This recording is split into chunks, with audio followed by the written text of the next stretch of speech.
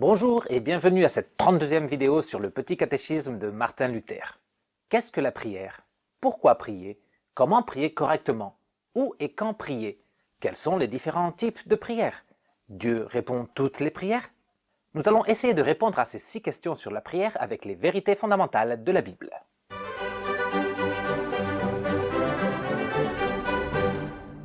On peut définir la prière en disant que c'est une conversation avec Dieu. Quand on prie, on parle avec Dieu. On peut prier à voix haute comme on peut prier en silence. Ce qu'on fait, c'est exprimer nos pensées et nos sentiments à Dieu. On lit dans le psaume 19,15. « Reçois favorablement les paroles de ma bouche et les sentiments de mon cœur, ô Éternel, mon rocher et mon libérateur. » Prier à haute voix, c'est important. Non parce que Dieu ne nous entende pas si on prie silencieusement, mais parce qu'à haute voix, on prête plus attention à ce qu'on est en train de dire. Mais ce qui est plus important, c'est d'y mettre le cœur. Si on parle en hurlant, mais on n'y met pas le cœur, ça ne marche pas. La prière, c'est avant tout exprimer à Dieu ce que ressent notre cœur. Ce qui nous amène à nous demander pourquoi on doit prier. Lisons Matthieu 7, 7 à 8. Demandez et l'on vous donnera, cherchez et vous trouverez, frappez et l'on vous ouvrira. En effet, toute personne qui demande reçoit, celui qui cherche trouve et l'on ouvre à celui qui frappe. Avec ces mots, Jésus nous rappelle ce que nous avons appris du deuxième commandement. Il faut invoquer Dieu. Un chrétien ne peut pas choisir entre prier et ne pas prier. Prier, c'est un commandement. Dieu veut qu'on prie. Il nous l'ordonne parce que souvent notre état d'esprit n'est pas le meilleur ou parce qu'on pense qu'on n'est pas digne d'être écouté. Le commandement nous rappelle qu'on doit prier même si on n'en a pas envie. Mais ce qui nous pousse à prier, ce sont surtout les promesses que Jésus nous a faites. On sera écouté et exaucé. Ce que Dieu promet, il l'accomplit toujours. Prier, c'est aussi un acte de foi et de confiance. On lit dans le psaume 50,15. « Fais appel à moi quand tu es dans la détresse, je te délivrerai et tu m'honoreras. » En tant que chrétien, on vit aussi des moments désagréables. Dans ces situations, au lieu de se plaindre, on doit prier, on doit invoquer Dieu, on doit lui exprimer ce qui pèse sur notre cœur. La prière est un don de Dieu, un recours merveilleux pour notre quotidien. Les circonstances de la vie nous poussent à demander de l'aide, et Dieu nous a promis d'être à l'écoute et de nous secourir. Ce sont nos expériences et nos besoins qui doivent nous pousser à faire usage de la prière. Lisons aussi Ésaïe 65, 24. « Avant qu'ils m'invoquent, je répondrai. Avant qu'ils aient cessé de parler, j'exaucerai. » Ce texte semble nous dire qu'on n'a pas besoin de prier parce que Dieu sait ce qui nous arrive et qu'il va agir avant même qu'on le lui demande. Mais cependant, Dieu veut qu'on lui raconte ce qui pèse sur notre cœur. Ce texte est réconfortant parce qu'il nous assure que même si on n'arrive pas à exprimer exactement notre besoin, ce n'est pas grave. On prie avec nos limites, mais avec la confiance que Dieu comprend parfaitement la situation et qu'il la prend en charge. On ne prie pas pour faire que Dieu change d'avis, on prie pour reposer notre esprit dans sa grâce paternelle. Maintenant se pose la question de comment prier correctement. Comment prier pour être sûr d'être entendu? Voyons ce que Jésus nous dit dans Jean 14, 13 et 14. « Tout ce que vous demanderez en mon nom, je le ferai afin que la gloire du Père soit révélée dans le Fils. Si vous demandez quelque chose en mon nom, je le ferai. » Vous avez sûrement remarqué que souvent les prières finissent par les paroles « au nom de Jésus ». Ces paroles ne sont pas des mots magiques qui font que Dieu nous écoute automatiquement. Prier au nom de Jésus, ça veut dire prier avec foi en lui. Prier en reconnaissant que c'est seulement grâce à son œuvre de rédemption que nous sommes réconciliés avec Dieu et que nous pouvons profiter du privilège de la prière. Dieu nous accepte parce que nous sommes dans la foi en Jésus. On devient ses enfants parce qu'on est dans la foi en Jésus. Il répond à nos prières aussi parce qu'on est dans la foi en Jésus. On peut prier aux 3 personnes de la Trinité. On trouve dans la Bible des prières qui sont adressées au Père, au Fils ou au Saint-Esprit indistinctement. Prier n'importe qui d'autre, un saint, une grand-mère ou un enfant déjà décédé, ça ne sert à rien. En plus, c'est de l'idolâtrie. Il faut absolument qu'on prie en croyant que c'est par la foi en Jésus-Christ que nous sommes écoutés. Prier Dieu sans croire en Jésus-Christ, ça ne sert à rien non plus, parce que la promesse d'être écouté et exaucé est associée seulement à la foi en Jésus-Christ. Voyons maintenant des questions un peu plus pratiques par rapport à la prière. Où et quand prier? Lisons le psaume 26, 12. « Je bénirai l'Éternel dans les assemblées. » Beaucoup sont ceux qui pensent qu'il faut aller dans un temple pour prier. Ils le font parce qu'ils pensent que c'est là que Dieu habite et que c'est là qu'il nous entend. Rien de plus faux. David disait qu'il allait prier dans les assemblées, c'est-à-dire prier avec les autres croyants. On a déjà vu que l'Église, ce n'est pas le bâtiment, mais la réunion des croyants. C'est pourquoi lorsque les chrétiens se rassemblent, ils prient ensemble. Mais Jésus dit aussi dans Matthieu 6, 6.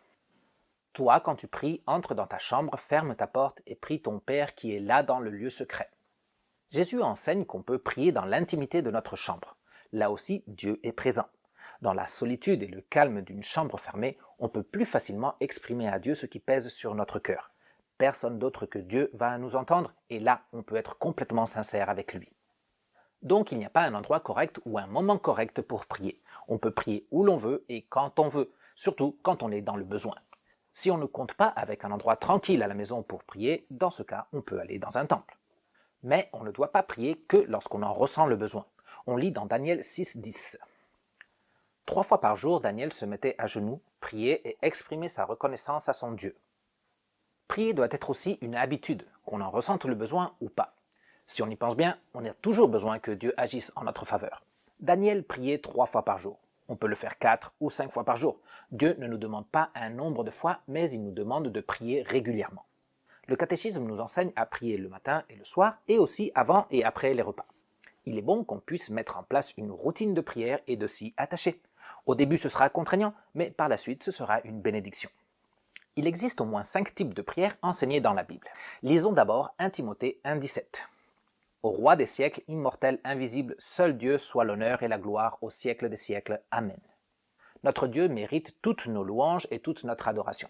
Louer Dieu, ça veut dire le placer au plus haut dans notre estime, l'exalter, l'élever par-dessus tout. On loue Dieu parce qu'il en est digne. Quand on est coincé dans nos petits problèmes et nos inquiétudes, on oublie qui est Dieu et ce dont il est capable. Lorsqu'on commence notre temps de prière en louant le Seigneur, en l'élevant par-dessus tout, alors on verra la vie dans la bonne perspective. Voyons un autre type de prière en lisant Éphésiens 5:20. Rendez continuellement grâce pour toutes choses à Dieu le Père au nom de notre Seigneur Jésus-Christ. Il est juste qu'on rende grâce à Dieu. Quand quelqu'un fait quelque chose pour nous, il est normal de le remercier. Nous devons également être reconnaissants envers notre Seigneur.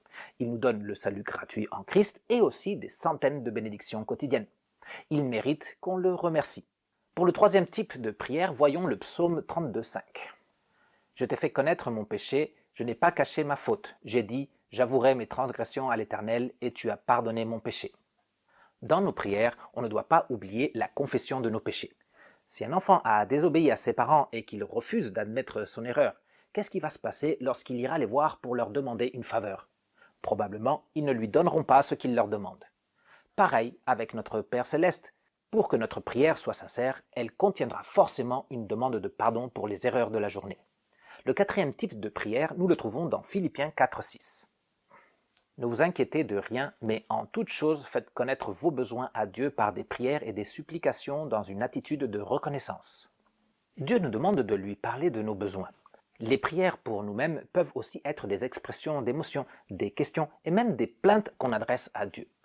Le Seigneur veut qu'on partage nos sentiments avec lui, qu'on se libère du poids qui pèse sur nous et qu'on lui présente toutes nos pensées. Le cinquième et dernier type de prière, on le trouve dans 1 Timothée 2:1. J'encourage donc avant tout à faire des demandes, des prières, des supplications, des prières de reconnaissance pour tous les hommes. On doit prier pour notre prochain, c'est ce qu'on appelle l'intercession. On doit présenter à Dieu tous les besoins de ceux qui nous entourent, de nos amis, mais aussi de nos ennemis. On doit prier pour les autorités, pour la famille, pour l'Église, les malades et les souffrants, etc. La prière pour le prochain est une expression d'amour sincère envers eux. Voyons un dernier sujet en relation avec la prière, les réponses de Dieu. Lisons Jacques 4:3. Vous demandez et vous ne recevez pas parce que vous demandez mal dans le but de satisfaire vos passions. Parfois, Dieu répond non à nos prières à cause de notre manque de foi ou de notre désobéissance. Lorsque nos demandes sont égoïstes, insensées ou inutiles, Dieu ne se sent pas obligé de nous accorder ce qu'on est en train de lui demander, même si c'est au nom du Christ. Lisons aussi 1 Jean 5:14. Nous avons auprès de lui cette assurance. Si nous demandons quelque chose conformément à sa volonté, il nous écoute. Nos prières doivent être faites conformément à la volonté de Dieu. C'est pourquoi il faut connaître ce qu'il nous révèle dans sa parole et connaître ce qu'il nous promet pour prier et avoir l'assurance de le recevoir. Dans les prochaines vidéos, nous étudierons en détail le Notre Père et nous apprendrons de cette prière ce que nous devons demander conformément à la volonté de Dieu. Mais sachez que lorsque Dieu répond non à nos prières, il nous donne autre chose à la place. Et ce qu'il choisit de nous donner sera toujours meilleur que ce qu'on demande. Ça y est, on est arrivé à la fin de cette vidéo. Prends le temps de vérifier que tu as bien compris ce qu'est la prière en répondant au quiz qui se trouve dans la description. Comme d'habitude, n'oublie pas de mettre un pouce levé à cette vidéo, de la partager avec ton entourage et bien sûr, si tu le souhaites, d'écrire dans les commentaires. Je vous dis à bientôt pour continuer notre étude des vérités fondamentales de la Bible. Ciao!